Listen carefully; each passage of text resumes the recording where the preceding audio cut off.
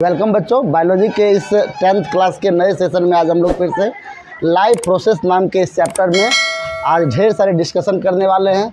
और डिस्कशन से पहले हम लोग आपस में एक सुविचार के साथ आज का ये सेशन स्टार्ट करने जा रहे हैं। हमारा सुविचार यह है कि हमारा जो सीखने का तरीका है वो किस प्रकार का होना चाहिए। तो हमारे अनुसार ये जीवन में जब तक हम लोग मृत्यु के गोद तक नहीं जाते हैं, यानी कि मृत्यु तक नहीं जाते हैं, तब तक सीखने और सिखाने की प्रक्रिया चलती रहनी चाहिए। यह आपके जीवन को और ज्ञान को दोनों को संतुष्टि प्रदान करने वाला होगा। यानी कहने का मतलब है कि आप हर दिन कुछ नया सीखने का प्रयास करते रहे, आपके साथ आपको यह नयापन का एहसास होते रहेगा कि आप में कौन सी विद्वता आ रही है, आप में कौन सा नयापन आ रहा है, आप किस प्रकार से अपने आप को डेवलप कर रहे हैं। हर दिन सीखने की यह प्रक्रिया आपको जिज्ञासा की ओर ले जाएगी और यही ज्ञान का सर्वोत्तम माध्यम भी है। तो चलते हैं लाइफ प्रोसेस के इस नए सेशन में। आज का ये क्लास हमारा एक छोटा सा क्लास है। काफ़ी दिनों बाद हमारा फिर से ऑनलाइन क्लास आज स्टार्ट हुआ है। तो कुछ दिनों से ये ऑनलाइन क्लास रुका हुआ भी था, उसके लिए हम क्षमा चाहते हैं। उसमें फिर से हमारा ये क्लास अब लगातार चलते रहेगा। हमारा प्रयास रहेगा कि आप तक हम अच्छे से अच्छे वीडियो को लाकर मेहनत कर नए नए टॉपिक पे डिस्कशन करवाएं आपको, ताकि आपका आने वाला समय जो हो, आपका आने वाला जो क्लास हो वो सुदृढ़ होता जाए। तो लाइफ प्रोसेस के इस चैप्टर में आज हम लोग देखेंगे ऑटोट्रॉप और हेटेरोट्रॉप न्यूट्रिशन के बारे में। पिछले क्लास में हम लोगों ने देखा था कि सजीवों की जो प्रक्रिया होती है, सजीव के जीने की प्रक्रिया, उसके कुछ एक्टिविटीज़ के बारे में हमने देखा था। जैसे रिप्रोडक्शन के बारे में देखा था, रिस्पायरेशन के बारे में देखा था, और न्यूट्रिशन के बारे में देखा था, और तरह तरह के और भी एक्टिविटीज़ के बारे में देखा था। आज का जो हमारा ये टॉपिक है, ये टॉपिक हमारे लिए काफ़ी महत्वपूर्ण है और इस टॉपिक का नाम है न्यूट्रिशन, जिसके ऊपर हमने चर्चा भी किया है पहले कि भोजन को ग्रहण करके उससे एनर्जी निकालने की प्रक्रिया को हम लोग न्यूट्रिशन कहते हैं। और आज का सेशन हमारा इसी पर आधारित है। तो चलिए स्टार्ट करते हैं इस सेशन को। न्यूट्रिशन में हम लोगों ने देखा था कि भोजन को ग्रहण करना हमारे शरीर में ऊर्जा को लाने के सबसे सर्वोत्तम उपाय है। तो न्यूट्रिशन को दो भागों में बांटा गया है। सबसे पहला है ऑटोट्रॉपिक न्यूट्रिशन, दूसरा है हेटेरोट्रॉपिक न्यूट्रिशन। अब आपने इसका नाम ज़रूर सुना होगा, ऑटोट्रॉपिक न्यूट्रिशन। देखिए ये शब्द अपने आप में सब कुछ बयां कर रहा है। Auto plus tropic. ऑटो का मतलब होता है सेल्फ, और ट्रॉपिक का मतलब होता है प्रिपेयर फूड, यानी जो भोजन को खुद से तैयार कर रहा है वो ऑटोट्रॉपिक न्यूट्रिशन करेगा। अभी चर्चाएं होंगी इस पर। तो दो तरह के भोजन को ग्रहण करने की प्रक्रियाएं देखेंगे अभी हम लोग। इस पूरे विश्व में जितने भी प्रकार के पेड़ पौधे हैं, जीव जंतु हैं, पशु पक्षी हैं, तरह तरह के ऑर्गेनिज्म हैं, जितने भी लिविंग्स हैं, वो इन्हीं दोनों तरीके से भोजन ग्रहण करते हैं, या तो ऑटोट्रॉपिक या तो हेटेरोट्रॉपिक। देखते हैं हम लोग ऑटोट्रॉपिक के बारे में। तो एक ऐसा प्रक्रिया है, ये process in which some livings acquire food, acquire के बदले में दे दीजिए prepare food from itself। ठीक है, हमने क्या लिखा है यहाँ पर? एक ऐसे, ये देखिए देखा जाए तो ये शब्द जो है अपने आप में इसके डेफिनेशन को बता भी रहा है। तो एक ऐसा प्रोसेस जिसमें कुछ लिविंग्स हम दिए हैं, सब के सब लिविंग्स नहीं दिए हैं, कुछ लिविंग्स जो है वो अपने आप से क्या करते हैं, भोजन को तैयार कर रहे हैं। ठीक है, अच्छा भोजन को तैयार करते किस चीज़ से हैं? तो यहाँ पर और एक शब्द जोड़ देते हैं, विथ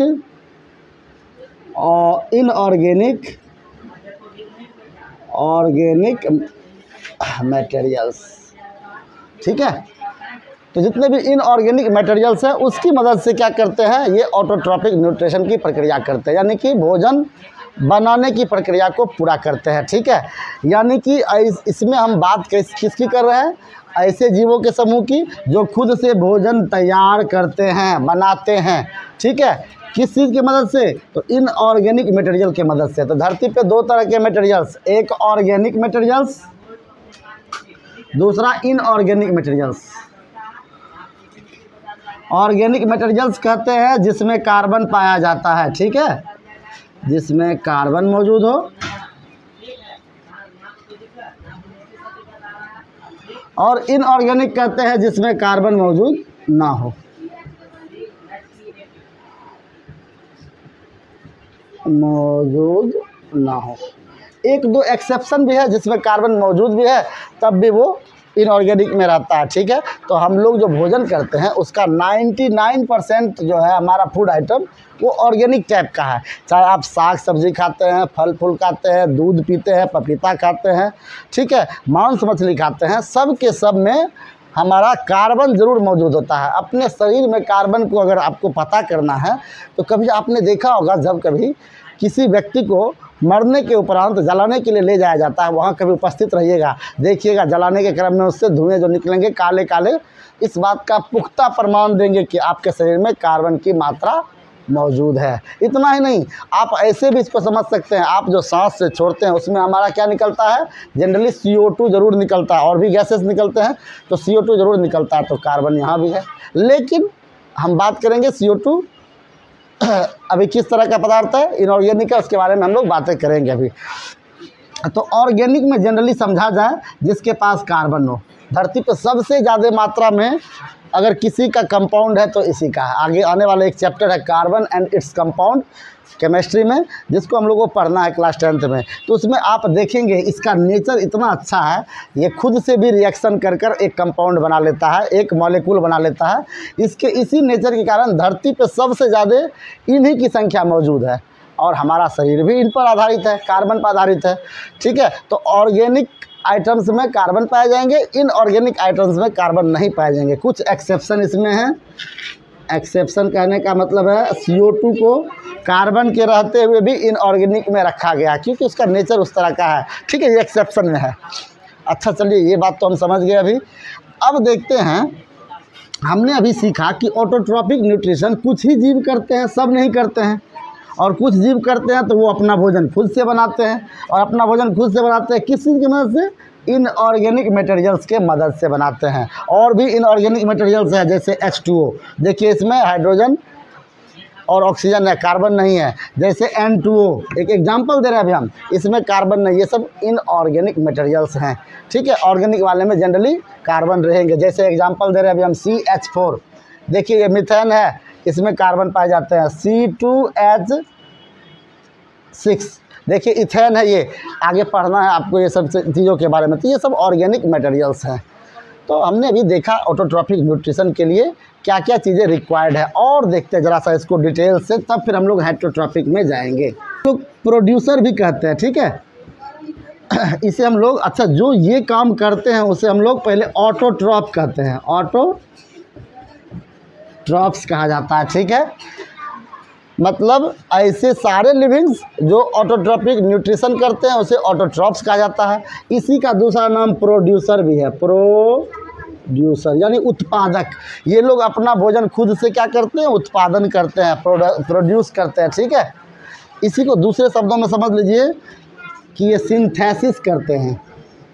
आज के बाद सिंथेसिस शब्द जब भी आएगा तो आप समझ जाइएगा, सिंथेसिस का मतलब होता है बनाना, ठीक है, बनाना। और बनेगा एक साथ जुटकर, पदार्थों का एक साथ जुटना होगा, ठीक है, उससे नए पदार्थ बनेंगे। यहाँ पर सिंथेसिस करने का मतलब कई पदार्थ मिलेंगे और उससे क्या बनेंगे, नए पदार्थ बनेंगे, नए पदार्थ बनेंगे। ये तो हम समझ गए। तो ऑटोट्रॉपिक न्यूट्रिशन करने वाले जीवों को ऑटोट्रॉप्स कहते हैं, यही प्रोड्यूसर भी कहलाते हैं। ये सिंथेसिस करते हैं, सिंथेसिस करने का मतलब बनाना होता है, यानी ये कई पदार्थों को मिलकर नए पदार्थ बनाते हैं, ठीक है। इस ग्रुप में कौन कौन से प्राणी पाए जाएंगे, देखिए इसमें पाए जाएंगे ग्रीन प्लांट्स, ठीक है। इसके अलावा इसमें पाए जाएंगे ग्रीन एल्गी, ठीक है। इसके अलावा इसमें पाए जाएंगे फोटो प्लान साइटियन, ये समुद्री जीव है एक, ठीक है, फोटोप्लेंसेटियन, ठीक है। और कुछ बैक्टीरिया जिसमें से साइनोबैक्टीरिया है, यानी कि कुछ ऐसे जीव हैं जो कि क्या करते हैं, ऑटोट्रॉफिक न्यूट्रिशन करते हैं। जैसे ग्रीन प्लांट, ये तो आप जानते ही हैं, इसके बारे में बचपन से पढ़ते आ रहे हैं, ठीक है। ग्रीन एल्गी, फोटोप्लेंसेटियन और साइनोबैक्टीरिया, ये सब ऑटोट्रॉफिक न्यूट्रिशन करते हैं, इसीलिए ये सब ऑटोट्रॉफ्स भी कहला सकते हैं, ठीक है। चलिए इसमें देखते हैं। तो अब यहाँ पर सवाल उठता है कि सर ये जो बनाते हैं भोजन, इसमें क्या सिर्फ और इनऑर्गेनिक या ऑर्गेनिक सब्सटेंस का ही ज़रूरत पड़ता है या किसी और चीज़ का भी? तो ये सब जीव जो है ना, ये जितने भी जीव हैं जो कि ऑटोट्रॉफ्स वाले हैं, ये सब दो प्रक्रिया का मदद लेते हैं। कौन कौन से दो प्रक्रिया का मदद लेते हैं, इसके बारे में देखेंगे। बिल्कुल आपके लिए नया है ये टॉपिक, ये देखेंगे। या तो ये क्या करते हैं, फोटोसिंथेसिस करते हैं, या ये लोग कीमोसिंथेसिस करते हैं। देखिए दो चीज़ हमने लिखा है, फोटोसिंथेसिस या कीमोसिंथेसिस। फोटोसिंथेसिस को हिंदी में हम लोग कहते हैं प्रकाश संश्लेषण,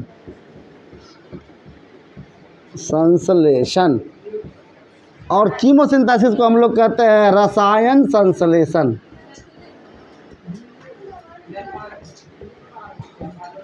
ठीक है, तो एक में प्रकाश की मदद से बनेगा कोई चीज़, एक में केमिकल के मदद से कोई चीज़ बनेगा, ठीक है।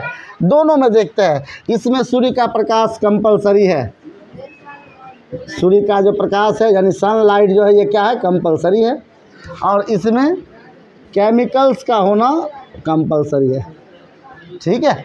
दोनों चीज़ देख लिया अभी हम लोगों ने, ठीक है। चलिए और आगे बढ़ते हैं इसमें। अच्छा, एक चीज़ आपको ध्यान रखना है, इस पृथ्वी पर मौजूद जितने भी जीव हैं वो एक खाद्य श्रृंखला से जुड़े हुए हैं।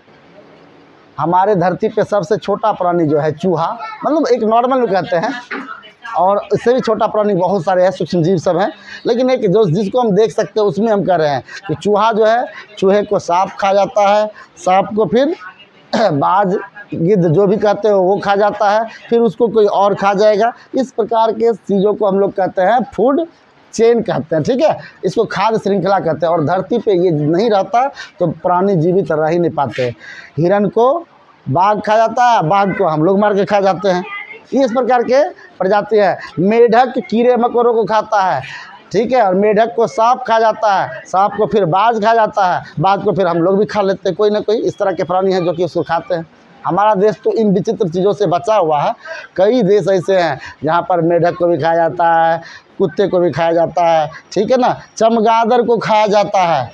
आपका कोरोना वायरस जो फैला था, ये चाइना के लेबोरेटरी में चमगादड़ के ऊपर प्रयोग करने के कारण ये कोरोना नाम के वायरस से आपको परेशान होना पड़ा था, जिसका परिणाम अभी तक आप लोग झेल रहे हैं, हम लोग झेल रहे हैं, ठीक है ना। तो ये जो है हमारे कहने का मतलब है, ये खाद्य श्रृंखला ये चलती ही रहेगी, और इसका सबसे अल्टीमेट सोर्स हमेशा रहेगा, सूर्य ही रहेगा। चाहे कोई भी फूड चेन होगा, कोई भी, उसका अल्टीमेट सोर्स द सन ही होगा, सूर्य ही होगा। सूर्य पृथ्वी पर अपनी हीट यानी कि ऊष्मा को प्रदान करता है, उस ऊष्मा को लेकर सभी प्लांट्स डेवलपमेंट करते हैं। उस डेवलपमेंट के बाद पेड़ पौधों में फल फूल पत्ती आते हैं, जिसको हार्बीवोरस प्राणी, ये शाकाहारी हार्बीवोरस ही ना, तो वो शाकाहारी प्राणी उसको खाते हैं। फिर शाकाहारी को मांसाहारी खाता है, मांसाहारी प्राणी को फिर टॉप कार्निवोरस होते हैं वो खाते हैं। ऐसा माना गया है। अभी हाल में ही गुजरात में एक सांप का खोज हुआ है जिसका नाम रखा गया है वासुकी इंडिकस, ठीक है। लगभग 16.5 फीट का ये सांप की खोज हुई है अभी, ठीक है। खाद्य श्रृंखला का सबसे बड़ा प्राणी माना गया। इससे पहले तक पूरे धरती का सबसे बड़ा सांप माना गया था टाइटैनोबुआ को, ठीक है, जिसकी लंबाई मानी गई थी लगभग 14.5 फीट। ये 16.5 फीट का कंकाल पाया गया है। पहले तो वैज्ञानिकों को लगा गुजरात में जहाँ पर ये कंकाल मिला है, तो उनको लगा पहले ये किसी डायनासोर के होंगे, लेकिन जब उस पर शोध किया गया देखा ये किसी सांप का ही है, और फिर उसका नाम दे दिया गया वासुकी, चूँकि हमारे आस्था का भी प्रतीक हो जाए। हमारे भगवान शंकर के गले में लिपटे रहने वाले नागों के राजा जो है वासुकी, उसके नाम पर दे दिया गया है, ठीक है। और इंडिकस जो कि इंडिया में खोज हुई है इसीलिए, तो ये इतना लंबा है सांप, इसकी खोज हुई है। और ये खाद्य श्रृंखला का सबसे बड़ा सांप था, एक बार में ये लगभग 50 हाथी को खा जाए, इतने बड़े थे। टाइटैनोबुआ से विशाल का है देखने में, तो टॉप क्लास में भी the top most carnivorous animal था, ठीक है।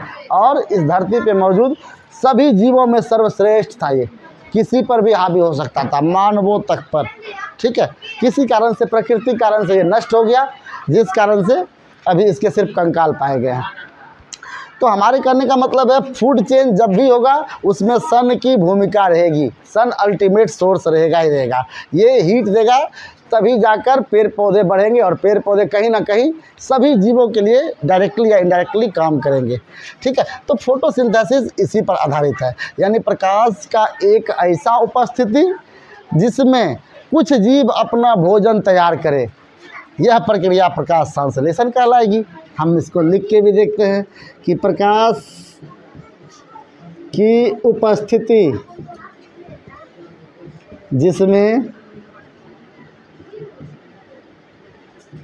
ऑटोट्रॉफ्स अपना भोजन तैयार करते हैं, जिसमें क्या करते हैं, ऑटोट्रॉफ्स जो है वो अपना भोजन तैयार करते हैं। ये बड़ा ही बेहतरीन चीज़ है, ठीक है। यानी कहने का मतलब है कि जब पर्याप्त मात्रा में धूप मौजूद होगी, ठीक है, चाहे मिट्टी में या पानी पे, ठीक है, वहाँ पर अगर हमको 3 चीज़ें मिल जाएगी, एक CO2 और ये, और साथ ही साथ सनलाइट भी मिल जाएगा। अगर इस तीनों का मिलना होगा तब आपको क्या प्राप्त होने वाला है, इससे आपको ग्लूकोज मिलने वाला है। ये ग्लूकोज, इसको कहते हैं हम लोग ग्लूकोज। यानी कि एक बात इससे समझा जा सकता है कि फोटोसिंथेसिस जो है ना, ठीक है, इसमें सबसे अगर आवश्यक कोई चीज़ है तो वो है द सनलाइट, ठीक है। फोटोसिंथेसिस के लिए अगर आपको कोई पूछ दे, बताइए फोटोसिंथेसिस के लिए सबसे महत्वपूर्ण चीज़ कौन सी है, तो हम कह सकते हैं कि सर इसमें सबसे महत्वपूर्ण चीज़ें हैं, इसमें सनलाइट। दूसरा हम इसमें बोलेंगे कि सर इसमें ग्रीन प्लांट के अंदर जो है पत्तियों में, ठीक है, ग्रीन प्लांट के पत्तियों में क्लोरोप्लास्ट में, देखिए क्या कह रहे हैं, ग्रीन प्लांट्स के पत्ती में के क्लोरोप्लास्ट में के क्लोरोफिल पाए जाते हैं। अगर आपसे कोई पूछे कि क्लोरोफिल कहाँ पाया जाता है तो आप बताएंगे क्लोरोप्लास्ट में। पूछेंगे क्लोरोप्लास्ट कहाँ पाया जाता है तो बोलेंगे आप पत्तियों में। पूछेंगे किसके पत्तियों में, बोलेंगे ग्रीन प्लांट्स के पत्तियों में, ठीक है। तो सनलाइट पहला हो गया फोटोसिंथेसिस के लिए। दूसरा हो गया क्लोरोफिल का होना। ये एक प्रकार का पिगमेंट है। धरती पे कई सारे ऐसे केमिकल्स हैं, सबस्टांस, जो किसी चीज़ में जाकर उसका रंग परिवर्तित कर देते हैं।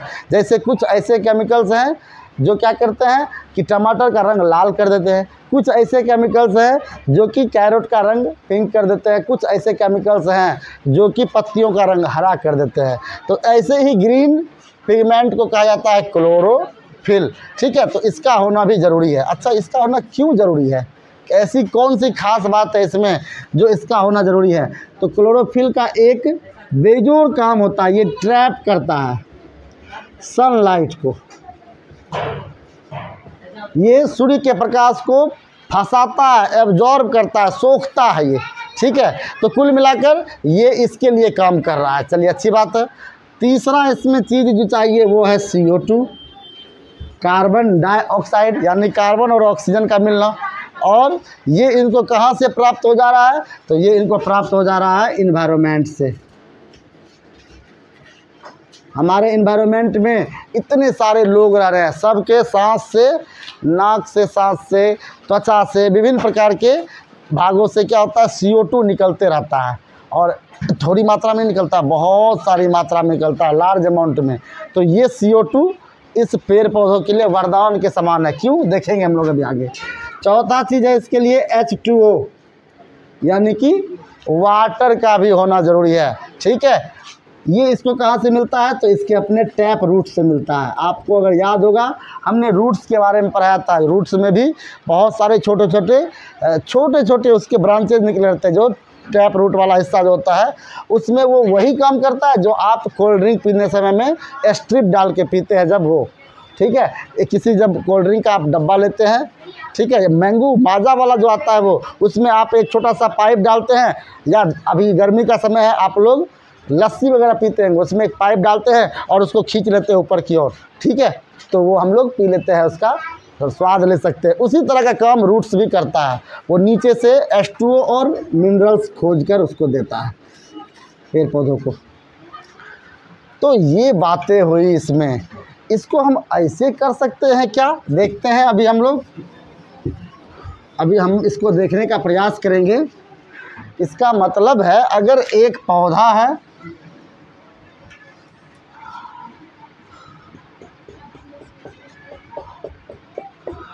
ठीक है, ठीक, और इसके ये ब्रांचेज निकले हुए हैं,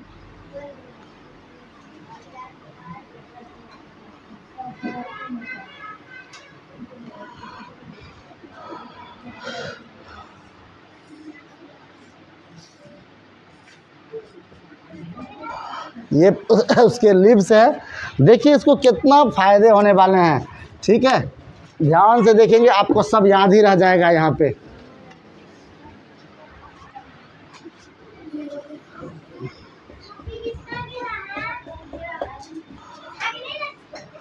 देखिए इनको सन से क्या मिल रहा है, सनलाइट मिलते जा रहा है, जो इसके लिए अत्यंत महत्वपूर्ण है।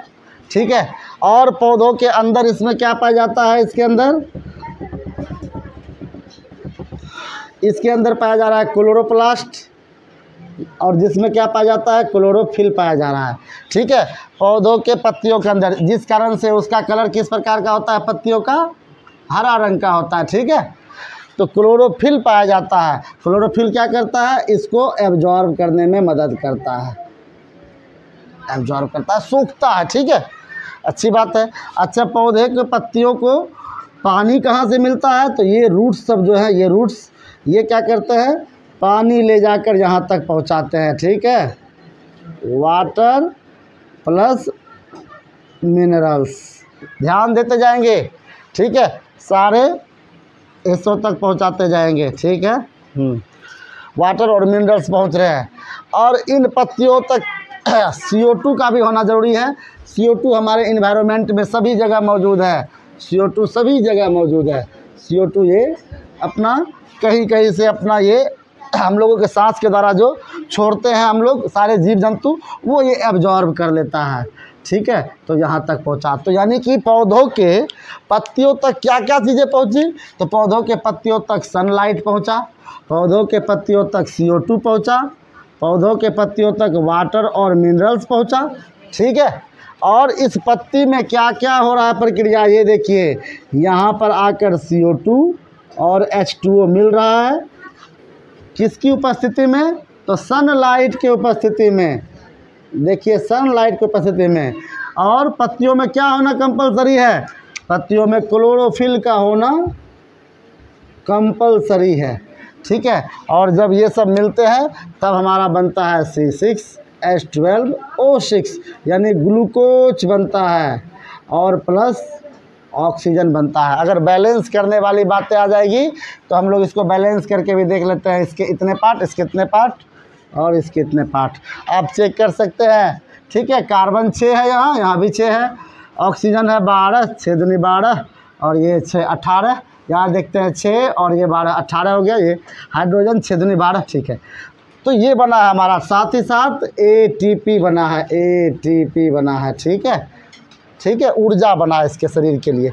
तो कुल मिलाकर यहाँ यह कहा जाए कि पौधों का सबसे मुख्य भाग जो है वो कौन सा है, पत्ती ही है।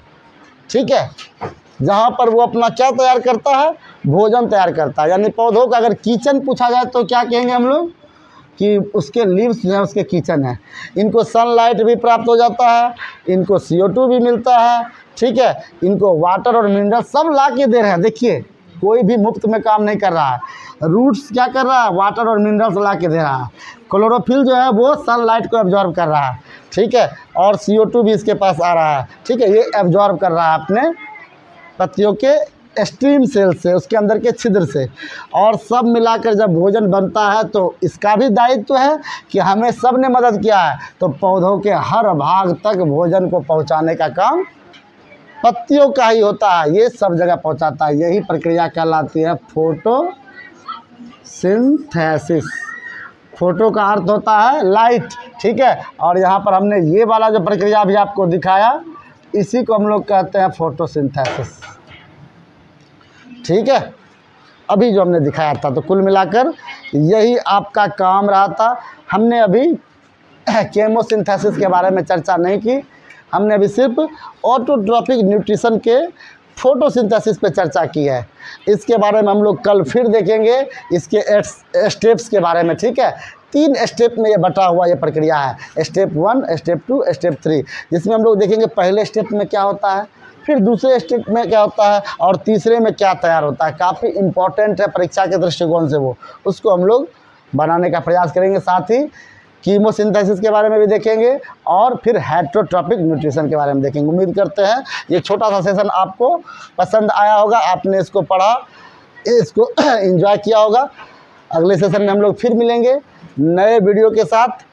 आप इसके साथ फिर जुड़े रहे और हम ऐसे ही आप लोगों के लिए नए नए वीडियोस लाते रहेंगे। तब तक के लिए धन्यवाद।